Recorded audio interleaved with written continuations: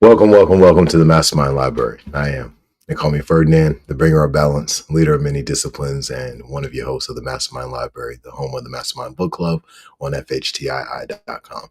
Today, my co-host, he's not here with me, but I do have Elijah in our live audience, and Elijah will be listening in on episode 130 on chapter 22 of Booker T. Washington's own story of his life and works. And this is the last chapter of the book. We'll be concluding it today. It's been a great story. Very thankful to have read this book in its entirety for the world, for my children, for my family. This is a book that my grandmother used to love for me to read for her in her last years of her life. So I'm very thankful to complete it today. So let's go ahead and get started. We'll move to where we need to be in the book and enjoy this last chapter. Looking backward. All right, let's make things a little bit larger for everybody who's listening at home. Okay. Looking backward. My work at Tuskegee has always been of a threefold nature. First, the executive work of the institution proper. Second, the securing of money with which to carry on the institution. And third, the education through the public press and through public addresses of the white people, North and South, as to the condition and needs of the race. On the grounds, in addition to the ordinary task involved in educating and disciplining over 1,000 students, is added the responsibility of training them in parental directions, involving systematic regulations for bathing, eating, sleeping, the use of the toothbrush, and care of health. In performing these duties, especially in collecting money in the early years, I have often met with many discouragements, but I early resolved to let nothing cause me to despair completely. The first time I went north to secure money for the Tuskegee Institute, I remember that on my way, I called to see one of the secretaries of an organization which for years had been deeply interested in the education of our people in the South. I supposed, of course, that I should receive a most cordial and encouraging reception at his hands.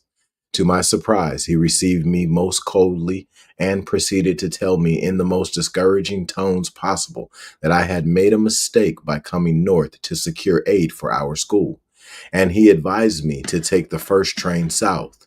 He said that I could not possibly succeed in securing any funds for Tuskegee. In fact, he told me very frankly that I would not secure enough money to pay my traveling expenses. I confess that this bucket of cold water thrown upon me at a time when I needed encouraging and sympathetic words more than anything else rather tended to take the heart out of me. But I determined not to give up, but to keep pressing forward until I had thoroughly demonstrated whether or not it was possible for me to secure funds in the North. I will not prolong this story except to say that within a period of 4 years after I was so coldly received by this secretary, he introduced me where I was to speak at a large public meeting in New York City in the interest of Tuskegee. And in introducing me to the large audience, he used the most flattering language and praised me without stint for the successful work that I was engaged in doing. I do not know whether he remembered, while he was introducing me, that I was the young man he had discouraged only 4 years before. I shall never forget my first experience in speaking before a Northern audience. Before I went North, General Armstrong had talked to me a good deal about what to say and how to say it. I shall always remember one of his injunctions, which was, give them an idea for every word. When I first went into the South to get money, I began work in one or two of the small towns in the western part of Massachusetts. As I remember it, the first town that I reached was Northampton. As I expected to remain in the town several days, my first effort was to find a colored family with whom I could board. But as very few colored families lived in that town, I found this not an easy job. It did not once occur to me that I could find accommodation at any of the hotels in Northampton. As an indication of General Armstrong's deep interest and helpful influence in the establishment and progress of this institution, I insert a letter of recommendation he gave me to be used among people in the North. These letters were always given most freely, and the General was constantly in search of opportunities to serve the school. Hampton, VA. Hampton, Virginia, October 26, 1891. This is to introduce Mr. Booker T. Washington, the head of the Tuskegee, Alabama, Colored Normal and Industrial School. It is a noble, notable work, the best product of Negro enterprise of the century. I make this statement advisedly. I beg a hearing for Mr. Washington. He is a true Moses. As much as any man in the land, he is securing to the whole country the moral results which the Civil War meant to produce. Tuskegee is the bright spot in the black belt of the South. It is a proof that the Negro can raise the Negro. S.C. Armstrong. On the day before General Armstrong was stricken with the paralysis which finally resulted in his death, I remember that I met him on Beacon Street in Boston and told him that some ladies in New York were discussing the matter of giving us a new building, but seemed somewhat undecided as to the wisdom of doing so. I was talking to the general about interceding in order to get these friends to decide to furnish the building. He seemed greatly interested in the matter and promised to either see or communicate with these New York ladies. Before we finished our conversation, however, we were interrupted by someone and we did not finish the talk about the building. The next day, General Armstrong was stricken with paralysis, and no one was permitted to see him for several days. After several days had passed by, the doctors seemed to be convinced that he could not live but for a few hours, and I, in company with several other persons, was allowed to see him in his room at the Parker House. To my surprise, the minute I entered the room, he took up the thread of our conversation concerning the building where it was broken off several days previously on Beacon Street, and began at once advising how to secure the building. The general did not recover from this stroke of paralysis, but lived about 8 months after it. In January 1893, that is, about 4 months before he died, he came to Tuskegee, or rather was brought to Tuskegee because he was too weak to travel alone, and remained a guest at my home for 3 weeks. During these weeks, he suffered intensely at times, but was always in good spirits and cheerful. His heart was so wrapped up in the elevation of the Negro that it seemed impossible to induce him to take any rest. Most of the time when he was not asleep, he was planning or advising concerning the interests of the black man, and spent much time in writing articles for newspapers and to friends in the North. He was present during the session of our Negro Conference in February 1893, and it was a memorable sight to see him carried by the strong arms of 4 students up the chairs of the chapel and to the presence of the conference. The impression that the sight of General Armstrong made upon the members of the conference is almost indescribable. All felt as though he was their most strong and helpful friend, and they had a confidence in him that they had in no other being on earth. It was at this conference that General Armstrong made his first attempt to speak in public after he was stricken with paralysis, and his success in being heard and understood was so encouraging that he spoke to audiences on several other occasions. I must not neglect to mention the manner in which General Armstrong and Mr. Howe, the farm manager at Hampton, were received at the school on the occasion of this visit, for this was the second visit that the general had made to the school. Both students and teachers were most anxious to do him all the honor possible, and for several weeks previous to his coming, we were quite busily engaged in devising some plan to receive the general in a proper manner. At last, it was decided to ask the authorities of the Tuskegee Railroad to run a special train from Tuskegee to Chehaw to meet the general. This request the railroad authorities very kindly granted. He arrived upon the school grounds at about 9 o'clock at night. Each student and teacher has supplied himself with a long piece of light wood, or litid, as the colored people are in the habit of calling it. A long line was formed, and when he came upon the school grounds, the general was driven between two rows of students, each one holding one of these lighted torches. The effect was most interesting and gratifying. I think I never saw anything done for the general which seemed to make him so happy and give him such satisfaction as this reception. The first public address that I delivered in the North was in Chicopee, a town not far from Springfield. I spoke in the Congregational Church in the morning, but was careful to commit my entire address to memory. I was a little embarrassed after the morning meeting was over when several of the members of the congregation, in congratulating me over my success, stated that they had enjoyed my morning address so much that they had planned to go to Chicopee Falls, an adjoining town, to hear me speak in the evening. As I had only the one address to deliver, one can easily see that I was in rather an embarrassing position. While the greater portion of my speaking has been before Northern white audiences, I also improved every opportunity to speak to my own people, both in the North and in the South.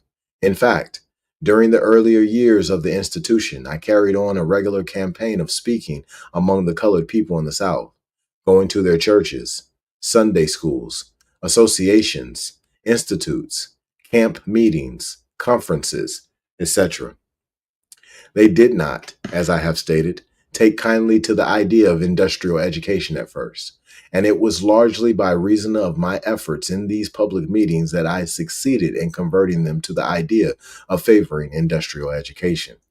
At one time, I hired a team and took one of the older students with me, and we drove for many miles, stopping at the homes of individuals and at churches to explain to them the work of the school. The first opportunity I had to speak to a Southern white audience was on the occasion of the gathering of the Christian Workers Convention, which was held in Atlanta in 1893.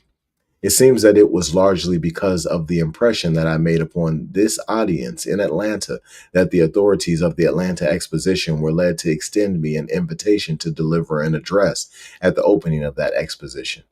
I shall let an account given in the Christian World, published in New Haven, Connecticut, take the place of my own words in regard to this address before the Christian Workers' Convention. Booker T. Washington, principal of Tuskegee, Alabama, Normal and Industrial Institute, was given a place on the program at the Convention of Christian Workers held at Atlanta, Georgia, in 1893 for a 5 minutes report of progress. The time being thus brief on account of the fact that a full report with questions and answers covering 3/4 of an hour had been given at the convention the year previous, held in Tremont Temple, Boston. When he made the engagement, he doubtless expected to be either at Tuskegee,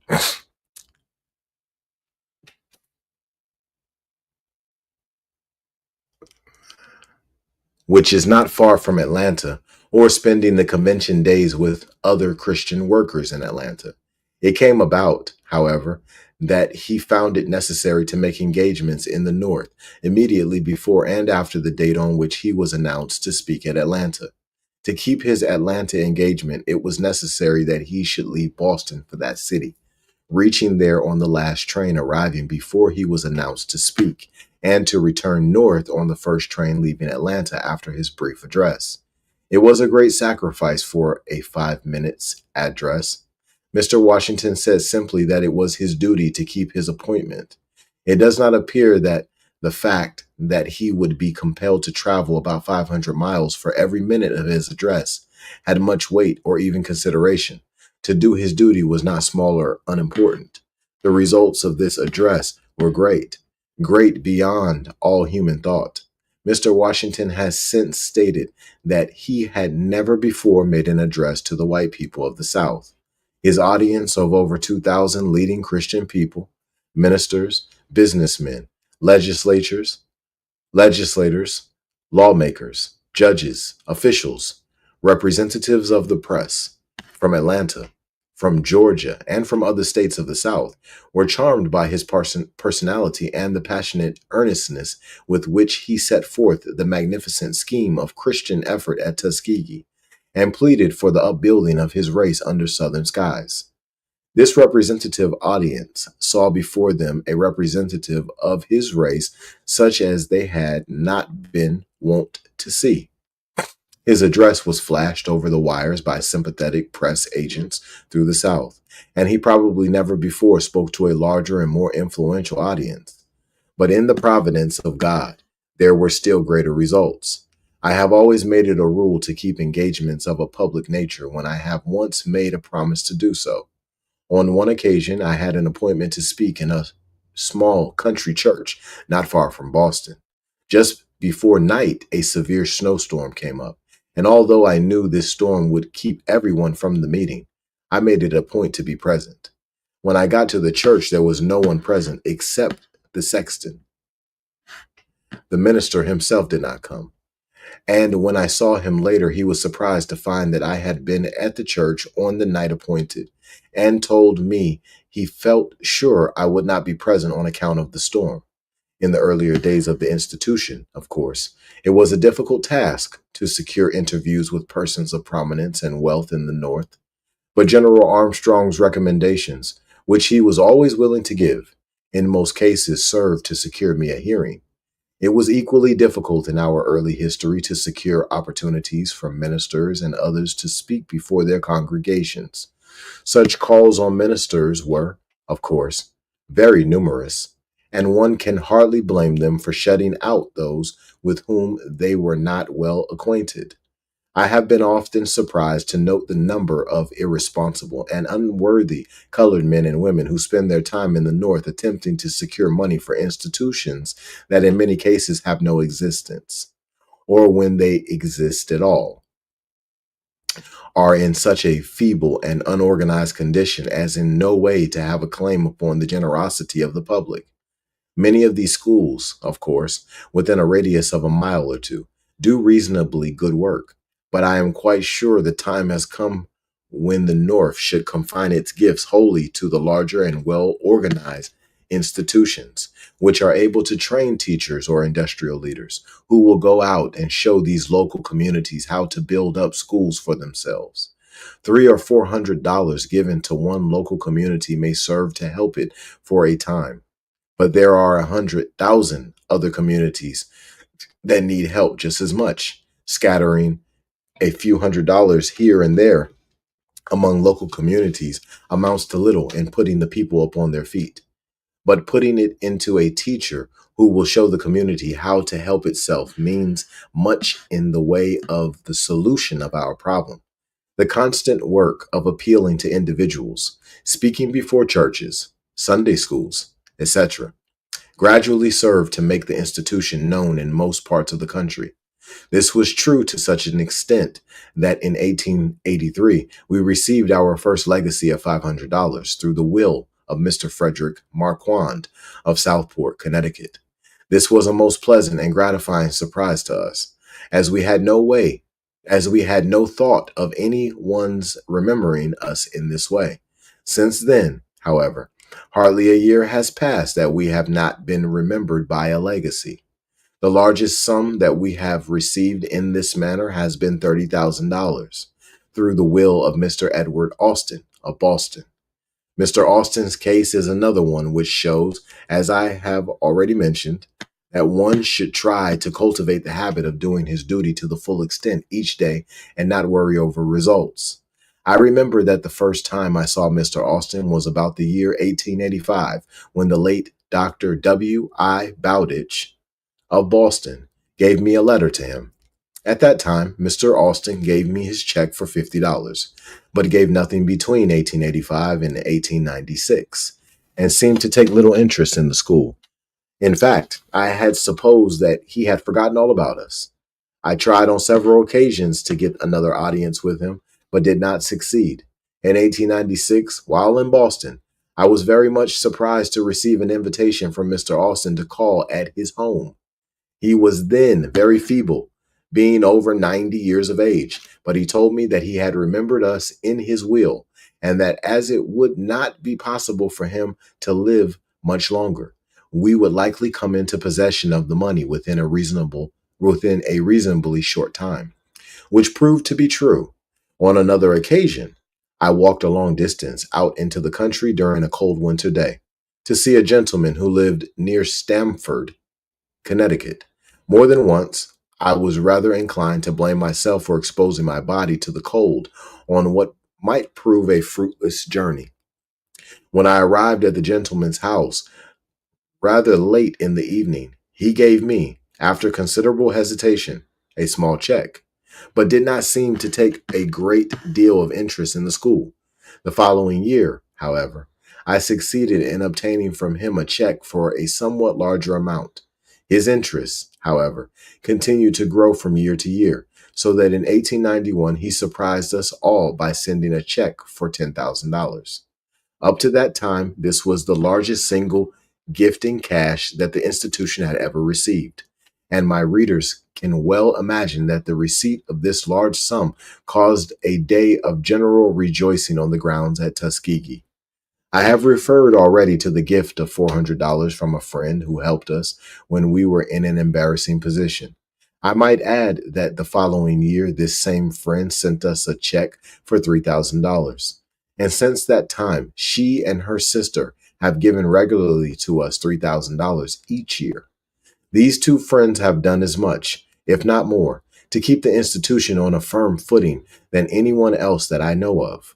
I have had, in my 18 years of experience in collecting money for the Tuskegee Institute, some very interesting episodes. On the whole, collecting money is hard, disagreeable, wearing work, but there are some compensations that come from it. In the first place, it brings one into contact with some of the best people in the world, as well as some of the meanest and most narrow ones. Very often, when I have been in the North seeking money, I have found myself completely without cash. I remember one time while in Providence, Rhode Island, that when I had spent all the money I had and was still without breakfast, in crossing the streets, I found 25 cents near the sidewalk. With this, I bought my breakfast. With the added strength and courage which that breakfast gave me, I went in quest of donations for Tuskegee and was soon rewarded by several large gifts.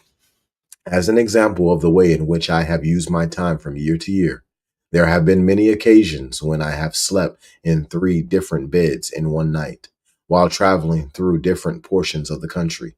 I give here a portion of a schedule which I followed on a recent lecture tour in the West. This will enable my readers to judge whether or not to speak from night to night is the easy job that many people take it to be. I spoke at Mount Vernon, Iowa, January 19th, 1900, 8 p.m. Then took the 11 o'clock train for Cedar Rapids, where I arrived in about 25 minutes. Laid over in Cedar Rapids until 3:15 o'clock a.m.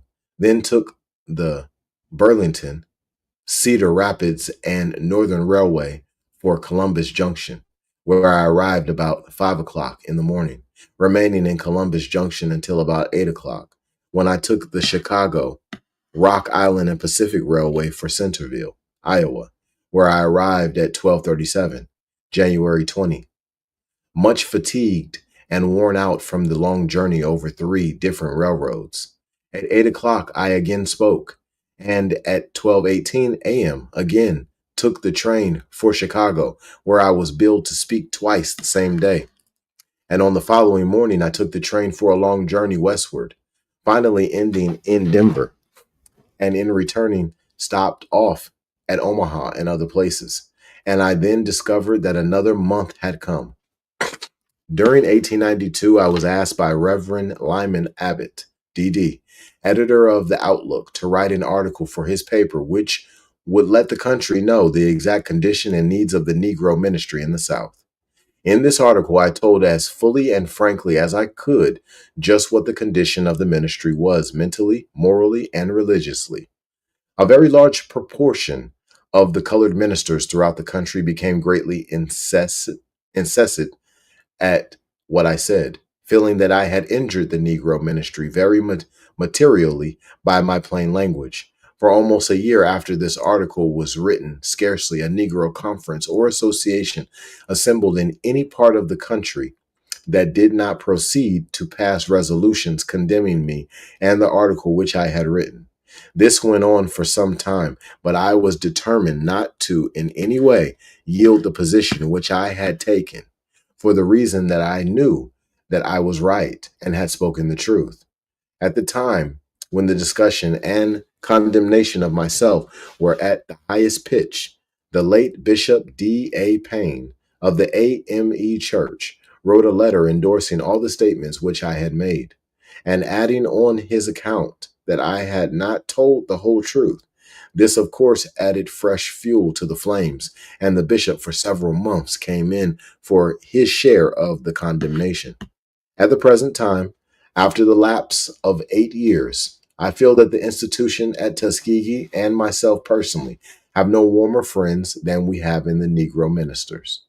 Almost without exception, at the present time, they acknowledge that the article which I wrote has done the whole body of ministers a great deal of good, that bishops and other church officers were made to realize the importance of not only purifying the ministry as far as possible, but demanding a higher standard in the pulpit so far as mental education was concerned. I scarcely ever go anywhere without receiving the thanks of ministers for my plain talk. They feel that they are greatly indebted to me for much of the improvement that has taken place within recent years. Of course, when it is considered that at the time I wrote this article, a very small proportion of the colored ministers had had an opportunity to secure systematic training that would give them mental strength, moral and religious stamina, it could have it could not have been expected that any large proportion would have been fitted in the highest degree for the office of ministers. The improvement at the present time is constantly going on. And within a few years, I believe that the Negro church is going to be quite a different thing from what it has had the reputation of being in the past. At all times during the discussion and condemnation of myself, there was not wanting strong and prominent people in different parts of the country among our own race who stood valiantly and bravely by the position which I had taken. Among them, as leader, was Mr. T. Thomas Fortune, the editor of the New York Age. Mr. Fortune, in this matter, as in all other matters where he has considered my position the correct one, has defended and supported me without regard to his personal popularity or unpopularity. While he and I differ and have differed on many important public questions, we have never allowed our differences to mar our personal friendship.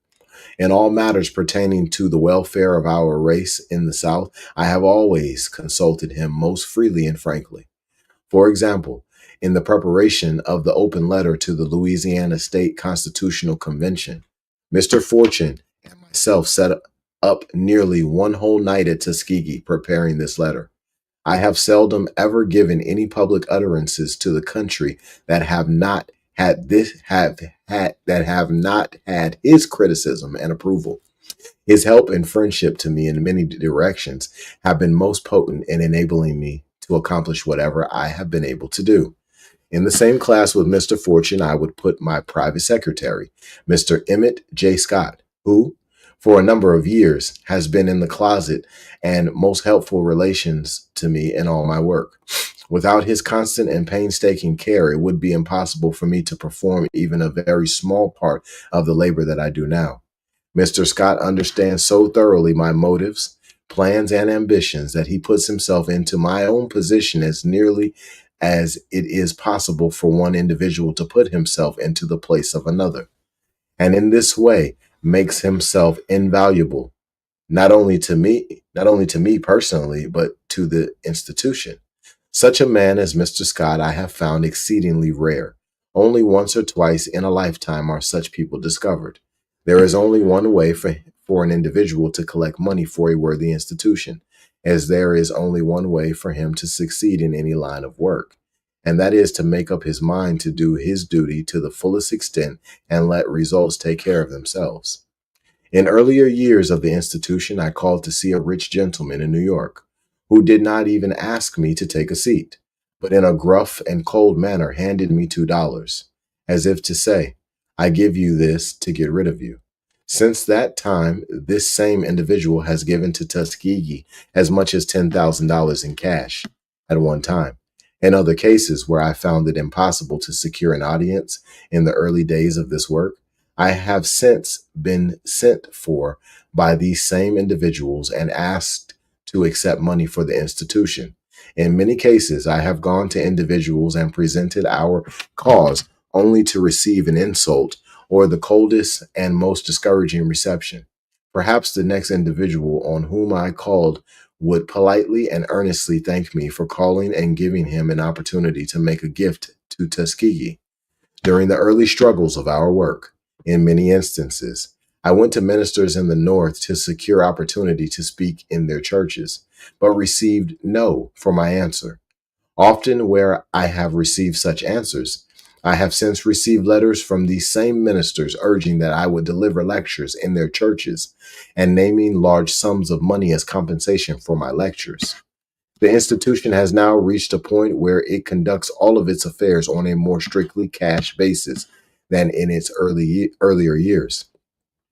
In fact, the general policy of the school at present is to undertake no enterprise in the way of improvements until it has the money in hand for such improvements.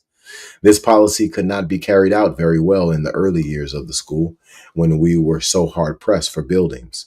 One thing which I have always thought has helped us a great deal is that we have always made it a point to have the strictest and most approved system of bookkeeping in connection with all of our financial transactions. Our books have been at all times open to the inspection of the public. In accounting for our income and expenditures, Mr. Logan, our treasurer, from the first has been of the highest service to the institution. We have never we have never allowed any carelessness in the matter of bookkeeping. I have been often asked by young men how they can succeed in this or that direction. My advice to them is to make up their minds carefully in the first place as to what they want to do and then persistently devote themselves to accomplishing that end, letting nothing discourage them. If I may be allowed a little pardonable pride in connection with this statement, I would add, to show how mistaken that secretary was who attempted to discourage me by telling me that I would not secure enough funds to pay my traveling expenses, that since the institution at Tuskegee was started, I have collected myself or been instrumental in causing others to help me secure, all told, fully $1 million for the permanent plant endowment and the annual expenses of Tuskegee. Were I to attempt to give an account of all the ways and means by which individuals have tried to discourage me since I began at Tuskegee, this little book would contain little else than this. I have always found it easy to find people who could tell me how a thing could not be accomplished, but very hard to find those who could tell me how a thing could be accomplished. In my opinion, the world is much more interested in finding people who know how to accomplish something than those who merely explain why it is impossible to accomplish certain results. I have been asked many times how I have succeeded in this thing or in that thing. In most every case, I have replied that it has required constant, hard, conscientious work. I consider that there is no permanent success possible without hard and severe effort, coupled with the highest and most praiseworthy aims. Luck, as I have experienced it, is only another name for hard work. Almost any individual can succeed in any legitimate enterprise that he sets his heart upon if he is willing to pay the price. But the price, in most cases, is being willing to toil when others are resting, being willing to work while others are sleeping, being willing to put forth the severest effort when there is no one to see or applaud. It is comparatively easy to find people who are willing to work when the world is looking on and ready to give applause, but very hard to find those who are willing to work in the corner or at midnight when there is no watchful eye or anyone to give applause. I end this volume as I began, with an apology for writing it. It is always highly distasteful to me to speak about myself, and in writing what I have attempted, in a small degree at least, to subdue my own personal feeling with a view of giving the public as much information as possible. And I hope that some permanent goodwill result from my effort. And that concludes chapter 22. And this is a powerful, powerful book, y'all. Like I told y'all before, I used to read this for my grandmother. I'm super, super proud that I was able to read it to anyone and everyone who's been out there listening. I've been able to read it to my children. It's been a major blessing. I look forward to reading it to my children again in the future. I look forward to my children reading it to me in the future. I look forward to them reading it to each other in the future. All right. So we have concluded Booker T. Washington's own story of his life and works. And so on our next episode, we'll be starting another book. We'll be starting a book called The Secrets of the Federal Reserve. And with that, I say peace, and y'all take care and expose your gift.